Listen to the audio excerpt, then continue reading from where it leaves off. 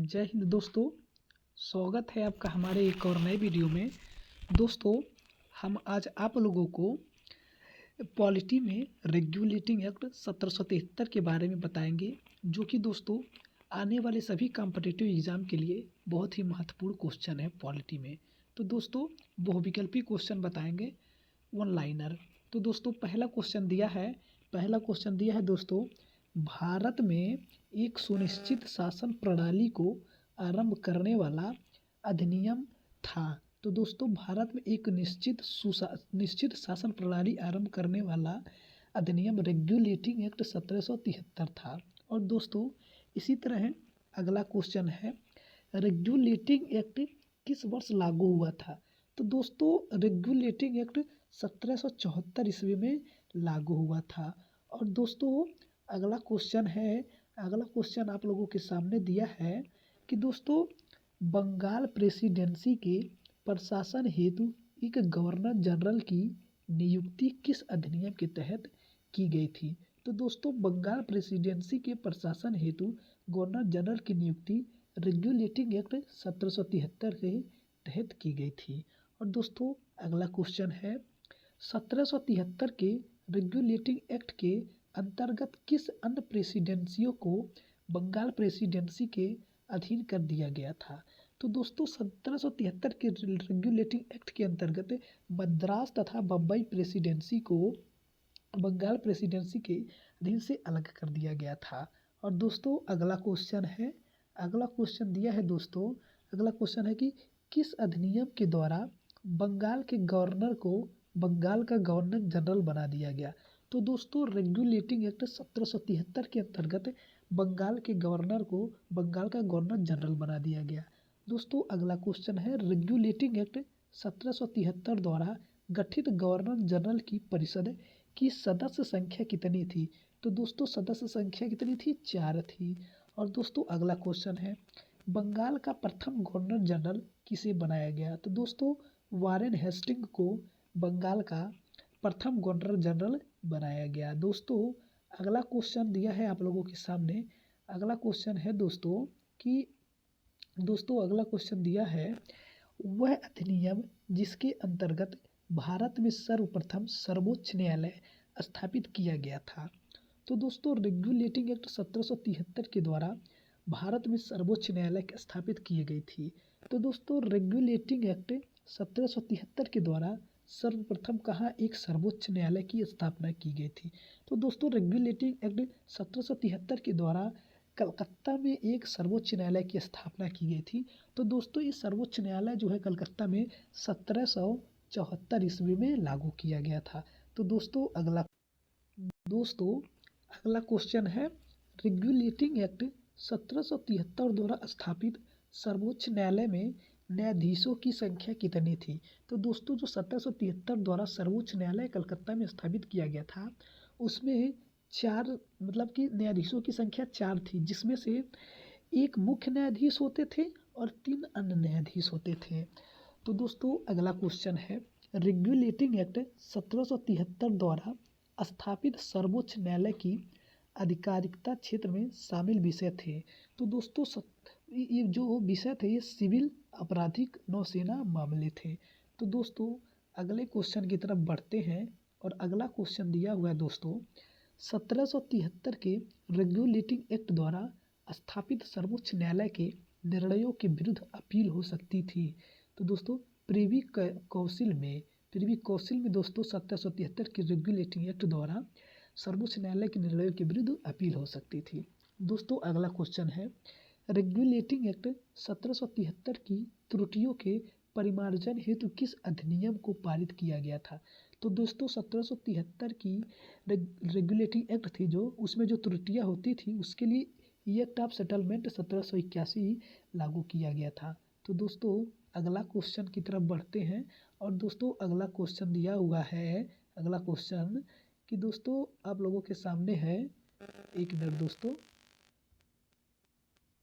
अगला क्वेश्चन है दोस्तों, किस अधिनियम के द्वारा ईस्ट इंडिया कंपनी के मामलों को देखने के लिए एक बोर्ड ऑफ डायरेक्टर्स की स्थापना की गई थी। तो दोस्तों, वह था रेगुलेटिंग एक्ट रेगुलेटिंग एक्ट के द्वारा ईस्ट इंडिया कंपनी के मामलों को देखने के लिए बोर्ड ऑफ डायरेक्टर्स की स्थापना की गई थी।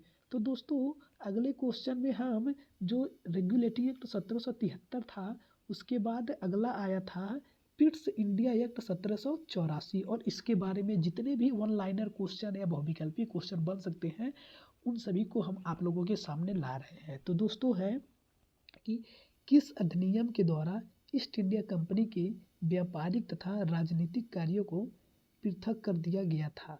तो दोस्तों वह अधिनियम था पिट्स इंडिया एक्ट 1784। और दोस्तों अगला क्वेश्चन आप लोगों के सामने ला रहे हैं, और दोस्तों अगला क्वेश्चन है कि पिट्स इंडिया एक्ट 1784 के अंतर्गत ईस्ट इंडिया कंपनी पर राजनीतिक नियंत्रण एवं निरीक्षण हेतु किस संस्था की स्थापना की गई थी? तो दोस्तों बोर्ड ऑफ कंट्रोल या नियंत्रक मंडल की स्थापना की गई थी। तो दोस्तों अगले क्वेश्चन की तरफ बढ़ते हैं। दोस्तों अगला क्वेश्चन दिया है पिट्स इंडिया एक्ट 1784 के तहत पूरब के देशों में ब्रिटिश उपनिवेशों के प्रशासन पर नियंत्रण तथा निरीक्षण का उत्तरदायित्व किस पर था? तो दोस्तों बोर्ड ऑफ कंट्रोल पर था। तो दोस्तों इसका आंसर बोर्ड ऑफ कंट्रोल है। और अगला क्वेश्चन है दोस्तों 1784 के पिट्स इंडिया एक्ट के अधीन गठित किए गए बोर्ड ऑफ कंट्रोल के सदस्यों की नियुक्ति की जाती थी। तो दोस्तों 1784 के पिट्स इंडिया एक्ट के अधीन गठित किए गए बोर्ड में कंट्रोल ऑफ सदस्यों की नियुक्ति ब्रिटिश सम्राट द्वारा की जाती थी। और दोस्तों अगले क्वेश्चन की तरफ बढ़ते हैं, और अगला क्वेश्चन दिया है दोस्तों, अगला क्वेश्चन है दोस्तों कि पिट्स इंडिया एक्ट 1784 के तहत कंपनी के व्यापारिक मामलों के अधीक्षण की अनुमति किसके पास थी? तो दोस्तों बोर्ड ऑफ डायरेक्टर्स के पास इसकी नियुक्ति थी। तो दोस्तों अब हम अगले क्वेश्चन की तरफ बढ़ते हैं, और दोस्तों अगला क्वेश्चन अधिनियम जो है 1786 के अधिनियम के बारे में जानेंगे। तो दोस्तों इसमें क्वेश्चन है गवर्नर जनरल को विशेष परिस्थितियों में अपनी परिषद के निर्णय को निरस्त करने अथवा लागू करने का अधिकार प्रदान किया गया था। दोस्तों गवर्नर जनरल को जो कठिन परिस्थिति थी या एक महत्वपूर्ण परिस्थिति थी, उसमें किसी भी निर्णय को निरस्त अथवा लागू करने के लिए 1776 के अधिनियम को 86 के अधिनियम को बनाया गया। तो दोस्तों अगला क्वेश्चन इसी में है। अगला क्वेश्चन दिया है दोस्तों कि किस अधिनियम के द्वारा गवर्नर जनरल को प्रधान सेनापति की शक्तियाँ भी प्रदान की गई थी? तो दोस्तों 1786 के अधिनियम से गवर्नर जनरल को प्रधान सेनापति की भी शक्तियाँ प्रदान की गई थी। तो दोस्तों अगले एक्ट की तरफ बढ़ते हैं। तो दोस्तों अगला एक्ट है चार्टर एक्ट 1793।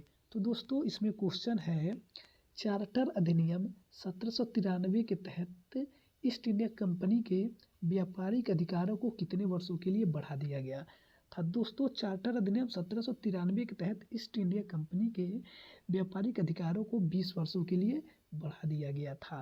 तो दोस्तों ये बहुत ही महत्वपूर्ण है, ये एसएससी के क्वेश्चन में पूछा जा चुका है। दोस्तों अगला क्वेश्चन है, अगला क्वेश्चन आप लोगों के सामने ला रहे हैं दोस्तों, ये है किस चार्टर के द्वारा नियंत्रक मंडल बोर्ड ऑफ कंट्रोल के सदस्यों को भारत के राजस्व से वेतन देने का प्रावधान किया गया?